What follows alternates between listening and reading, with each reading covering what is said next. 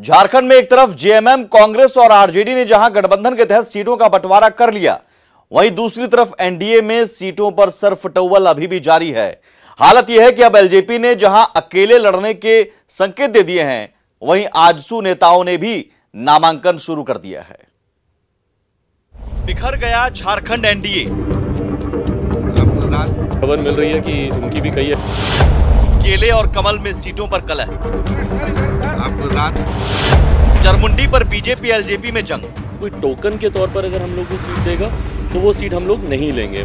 हम लोगों ने 6 सीटों की मांग की थी, जिसमें से कि अधिकांश सीटों की कल घोषणा भारतीय जनता पार्टी के द्वारा कर दी गई है। हम लोग की मांग थी कि भैया हम लोग जरमुंडी लड़ें, या हम लोग को हुसैनाबाद दी जाए, या हम लोग को बड़का गाँव दी जाए, या हम लोग को नाला दी जाए।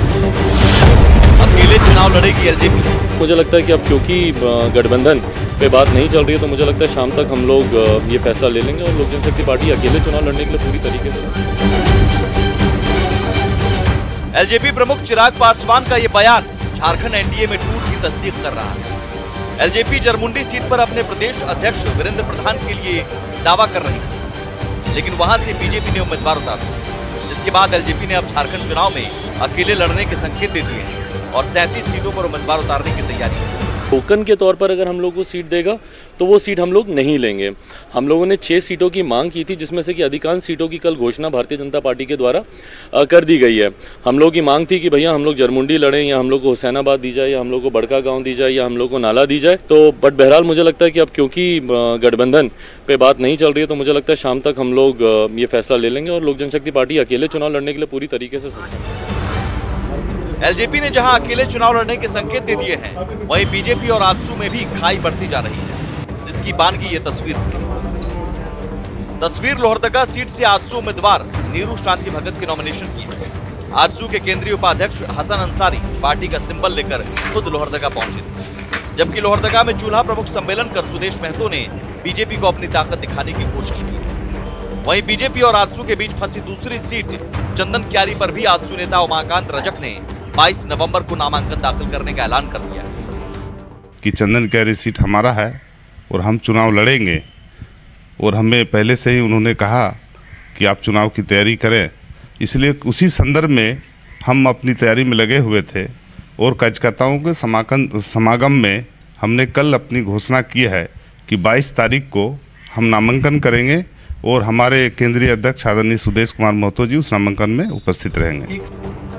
वहीं एलजेपी अध्यक्ष चिराग पासवान ने आजसू से सीटों के विवाद पर भी तल्ख प्रतिक्रिया दी है।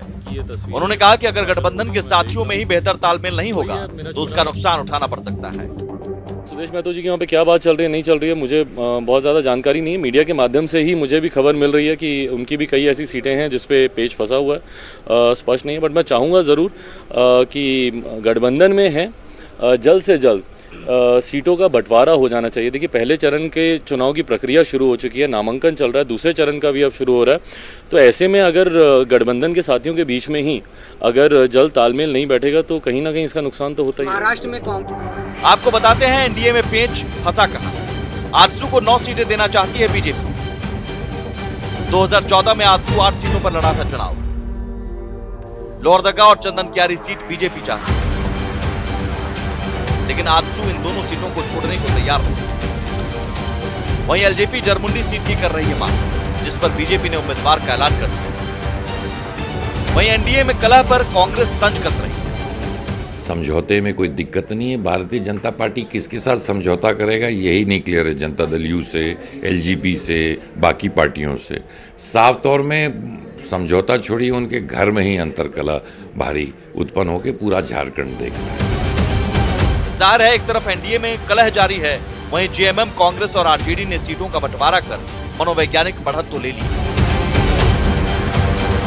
Bureau report, news 18।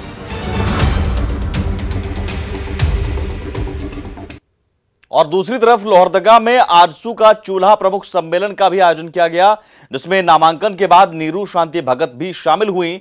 और इस दौरान आजसू सुप्रीमो सुदेश महतो ने कहा कि उनके लिए जितना जरूरी सिल्ली है उतना ही लोहरदगा, दिल्ली से पहले लोहरदगा और सिल्ली इनके लिए मायने रखता है।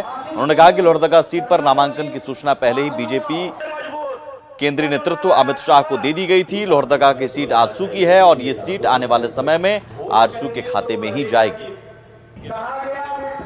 चरित्र देखो, राजनीति में इसका बहुत बड़ा रोल रहता है कि आदमी को चरित्र को पहचानो, आदमी को पहचानो, ना पहचान पाए तो हर साल ऐसे लोग आएंगे, कलर बदलेंगे और कलर बदल के लोगों को धोखा देने का काम करेंगे।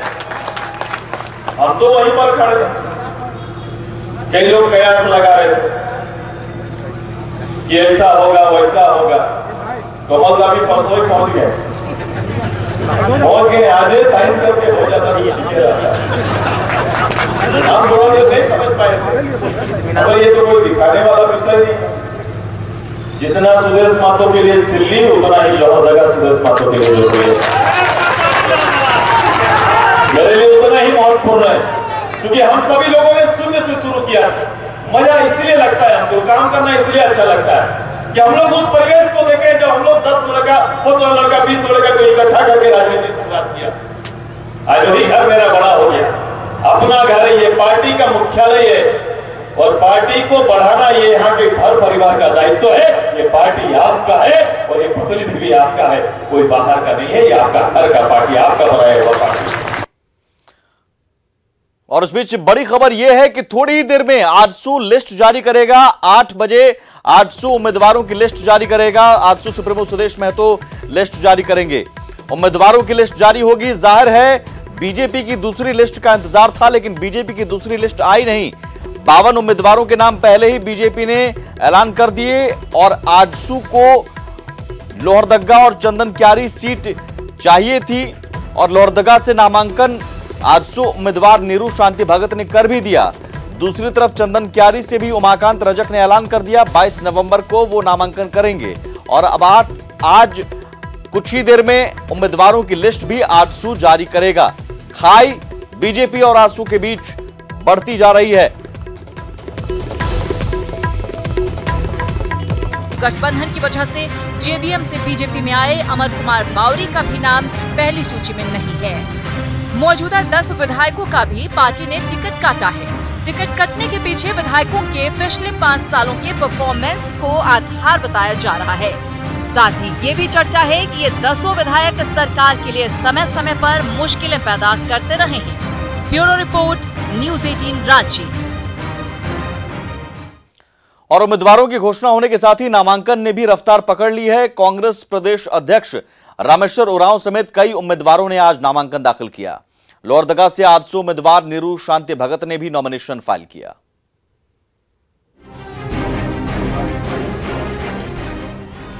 उम्मीदवारों की घोषणा के साथ ही नामांकन का दौर तेज हो गया है। खासकर पहले फेज के चुनाव को लेकर नामांकन प्रक्रिया तेज हो गई है।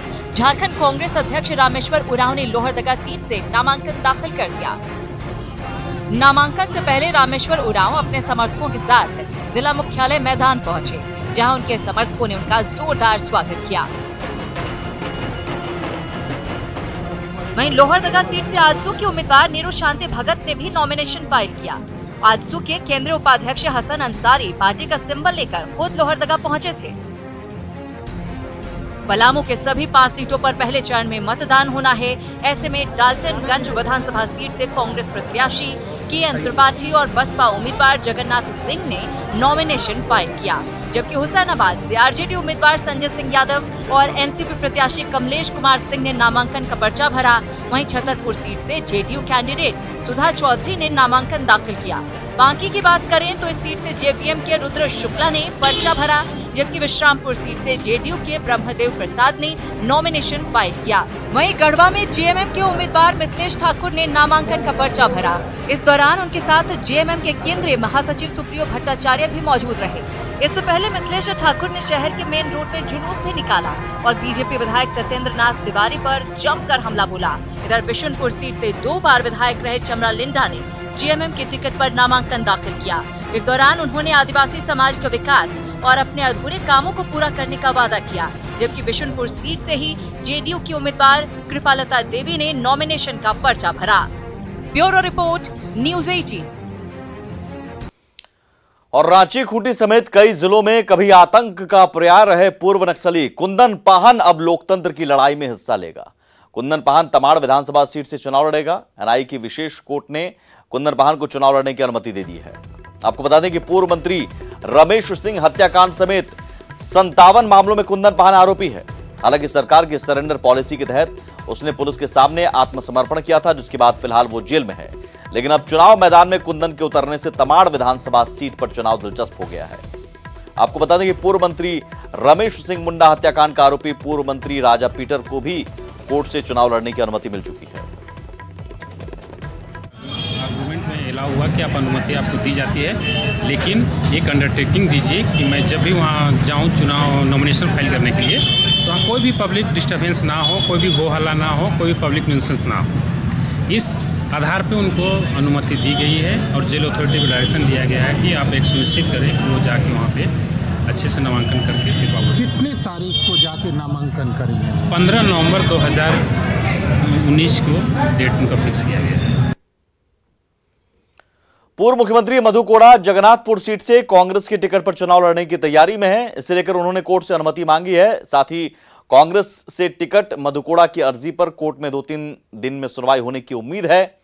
आपको बता दें कि जगन्नाथपुर सीट मधु कोड़ा की परंपरागत सीट है। लेके तो वर्तमान में तो पाबंदी है और हमने माननीय न्यायालय में अपना अर्जी दिया है कि उस पर विचार करने के लिए। वो अर्जी अभी तक लंबित पड़ा हुआ है। देखते हैं उस पर कब उस पर निर्णय आता है माननीय न्यायालय का, उसके मुताबिक फिर हम लोग फैसला लेंगे। जहाँ तक चुनाव की बात लड़ने की बात है, इच्छा तो हर इंसान की इच्छा होता है, लेकिन समय से कोई बलवान नहीं होता है, समय पर ही सब कुछ होगा।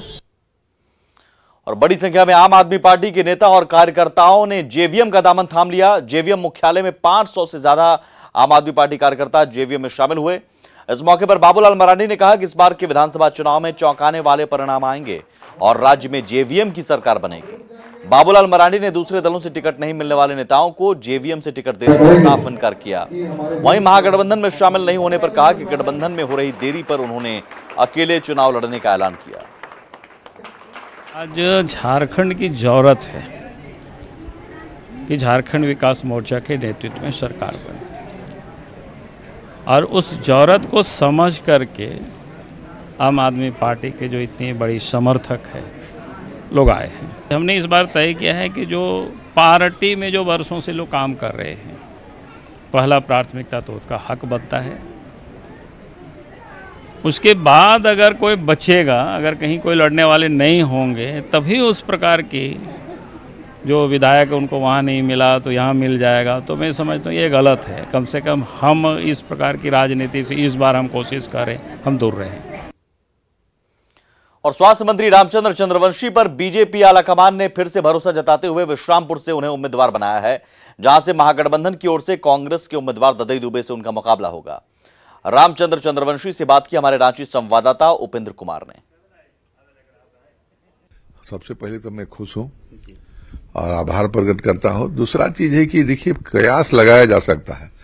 लोगों ने हल्ला कर दिया कि ये आयु हो गए, इनको नहीं टिकट मिलेगा। बाकी आप पहले बताइए, जितना भी बावनों में है उसमें सब स्वस्थ और सबसे जवान हम लगते हैं कि नहीं? उम्र से क्या होता है? मुकाबला आपका महागठबंधन के कद्दावर नेता से होना है, वो भी पूर्व मंत्री रहे हैं ददई दुबे। जब हम नौकरी करके आए थे छोड़ के, उस दिन अब उनको हराने का काम किया, तो आज कोनो बड़ी बात नहीं है। हम दिन रात लगे रहते हैं काम में, जनता फैसला करेगी और हम आश्वस्त हैं कि हम जीत के आएंगे। वहीं गुमला के पूर्व विधायक कमलेश उरांव ने बीजेपी से दूरी बना ली है। कमलेश उरांव गुमला सीट से टिकट के प्रबल दावेदार थे, लेकिन पार्टी ने मिसिर को उम्मीदवार बनाया है, जिससे नाराज उन्होंने पार्टी छोड़ने का फैसला लिया। चर्चा हो रही है कि मैंने भारतीय जनता पार्टी से इस्तीफा दे दिया। ये इस्तीफा शब्द कुछ गलत होगा।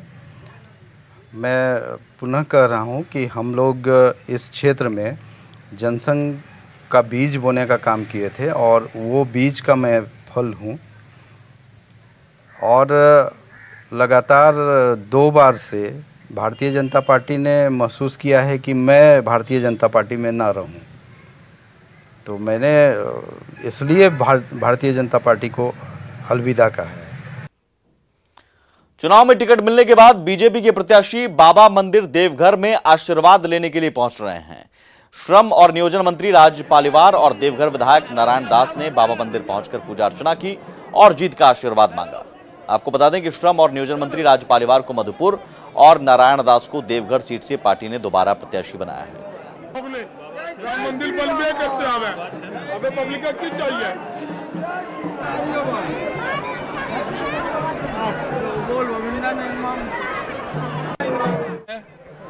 और बाबा बैद्यनाथ के आशीर्वाद से ही सब कुछ होता है। और जैसा हम सब जानते हैं कि बाबा बैद्यनाथ यहाँ मनोकामना लिंग के रूप में विराजमान है और बाबा बैद्यनाथ से जो जो मांगता है उसको मिलता है आशीर्वाद के रूप में। हम भी जब जो मांगे हैं मिला है। बाबा से यही कामना है कि देवघर शहर जो हमेशा बढ़ता रहे, यहाँ के लोगों को समृद्धि मिले और जिस सोच के साथ झारखंड का निर्माण हो रहा है, झारखंड का विकास हो रहा है, यहाँ के यशस्वी मुख्यमंत्री को वो ताकत दे और देश के प्रधानमंत्री जिन्होंने दुनिया में भारत का डंका बजाया है, सर्वदा लोगों की असीम कृपा बनी रहे। से आ रही है शिवसेना एनसीपी की सरकार फंसती हुई नजर आ रही है, बनती हुई नजर नहीं आ रही है। ये इसलिए क्योंकि गवर्नर ने शिवसेना को और समय देने से इनकार कर दिया है। शिवसेना ने गवर्नर से 2 और दिन की मोहलत मांगी थी, लेकिन शिवसेना को एनसीपी और कांग्रेस का समर्थन मिला है, लेकिन अब राज्यपाल की ओर से समय देने से इनकार कर दिया गया है। 2 और दिन की मोहलत मांगी गई थी, लेकिन मोहलत देने से इनकार कर दिया है। हालांकि आदित्य ठाकरे ने कहा है कि हमारा दावा अभी खारिज नहीं हुआ है। तो अब महाराष्ट्र में एक और पेच सरकार बनने को लेकर पार्टी शिवसेना, एनसीपी और कांग्रेस में सहमति हुई, लेकिन अब राजभवन से ग्रीन सिग्नल नहीं मिला है। राजभवन ने अब समय देने से इनकार कर दिया है। 2 और दिन की मोहलत मांगी गई थी, लेकिन मोहलत देने से इनकार कर दिया है। या तो फिर तुरंत आज ही रातों रात सरकार बनानी होगी, तुरंत रातों रात आपको समर्थन जुटाकर समर्थन की चिट्ठी पेश करनी होगी, या फिर महाराष्ट्र में आने वाले दिनों में राष्ट्रपति शासन की नौबत भी आ सकती है। ये बड़ी खबर, बेहद तेजी से सियासी घटनाक्रम महाराष्ट्र में बदल रहे हैं। तो शिवसेना और एनसीपी और कांग्रेस मिलकर सरकार बनाने जा रही थी। शिवसेना को एनसीपी और कांग्रेस का समर्थन मिला है, लेकिन राजभवन ने अभी मोहलत देने से इनकार कर दिया। एक और बड़ी खबर झारखंड के सियासी गलियारे से। जेएमएम के केंद्रीय सचिव अकील अख्तर ने इस्तीफा दे दिया है। जेएमएम की प्राथमिक सदस्यता से इस्तीफा दे दिया है। पाकुड़ के पूर्व विधायक हैं अकील अख्तर। दरअसल पाकुड़ सीट कांग्रेस के खाते में चली गई और जाहिर है अकील अख्तर टिकट की आस लगाए बैठे थे, लेकिन अब कांग्रेस के खाते में पाकुड़ सीट के चले जाने से अकील अख्तर का टिकट कट गया और अब इस्तीफे का दौर शुरू हो गया है। जाहिर है भगदड़ की स्थिति भी मचेगी हर पार्टी में, दल बदल का दौर भी शुरू होगा।